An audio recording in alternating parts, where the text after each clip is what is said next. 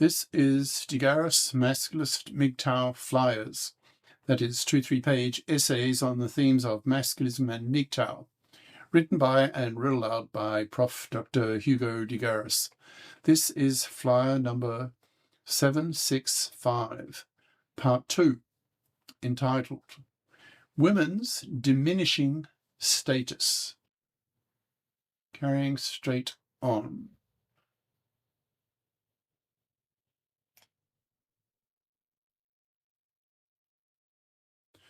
Two, women's self-reflection on why masses of men are abandoning them, refusing to have relationships with them.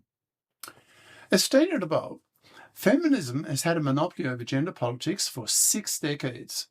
Masculist ideas have still not really penetrated the mass mind, so we still live, in 2026, in a monoconscious society. Not surprisingly, therefore, millions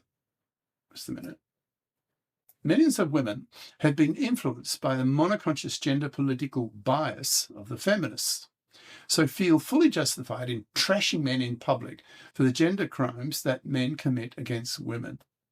Such monoconscious feminists are obnoxious to men. But until the recent rise of masculist ideas, men have had no means to defend themselves, to hit back at the venom coming from the feminists who are so angry at men for men's oppression of women over the millennia. So what have men done when faced with the souring of women towards men? Look at South Korea, which has the worst relations between the sexes in the world. In that country, the two sexes are screaming at each other. The men there are deeply patriarchal, so the feminists hate them for that, while the men get conscripted for 2 years and women don't. So women have a major competitive advantage in a dwindling economy, so the men hate the women for that. Relations between the sexes have soured badly in many countries over the past decade. In the US, for example, a famous opinion poll taken in 2022 by Pew Research Center showed that nearly 2/3, that's 63%, of young men between 18 and 30, in capital letters, don't even date young women, arguing that young women were undateable due to being too poisoned by feminism. This mass male abandonment of women by men who are fed up with the butchery of the fluffy feminist-dominated divorce courts, in brackets, fluffy equals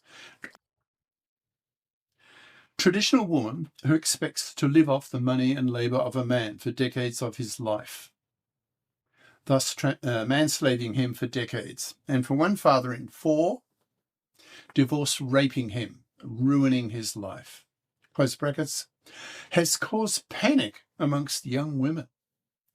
2/3 of young men refuse to face a 1 chance in 4 of being butchered in these divorce courts, so choose instead to live the MGTOW, MGTOW lifestyle. MGTOW is men going their own way, of rejecting marriage, rejecting paternity, and spending their money on themselves. This mass rejection of women by men is now really starting to penetrate millions of women's minds, as evidenced by the flood of TikToks and YouTube shorts made by women in tears, as it dawns on them that they're not going to get a man, and hence if they want to have a kid, they will have to raise it on their own and have a career to pay for it. If they are upper middle class with a career-competent university degree, they'll be able to afford to pay a nanny to raise her kid, while she is being a female careerist during the very early years of her kid, which will inevitably make her think, quote, "Why am I having my kid raised by someone else?" This situation really sucks for millions of women, so they begin to question their monoconscious feminist conditioning, their brainwashing that men are gender oppressors, and think instead that in reality they really need to have a man in their lives who can take up the slack in earning the living for the nuclear family while she stays at home raising her small children, which is why she had them in the first place. The mass exodus of men from women's lives has had a huge impact on women, forcing women to be nicer to men, or be rejected totally, ignored to death, not even pumped and dumped. This rejection has forced millions of women to see how valuable men are to women, which has in turn raised the status level of men in women's eyes. So the relative status levels between, capital letters, the sexes has diminished. Millions of women are now much more conscious of the vital role that men play in women's lives. They are much more aware that without men, women would not survive 6 months. They see that it's men who build everything, invent everything, create everything. They see that women contribute very little in these ways, so that awareness lowers their self-perceived status.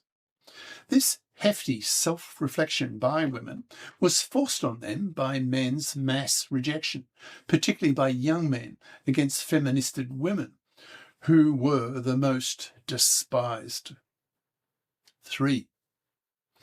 Masculists' counter-criticism of women, of monoconscious feminists. Not all women are monoconscious feminazi bigots, that's MFBs. Millions of women are more open-minded, who listen to an argument and assess with an open mind whether the argument makes any sense or not. Now that the manosphere, that is, it's in brackets, that is men on the internet talking about men's issues, men's lib, close brackets, is so huge, inevitably a large and growing number of women are listening and watching what the MGTOWs and the Masculists have to say, and are being influenced by these men's ideas, become converted, and hence become female masculists, some of whom even make female masculist videos on YouTube.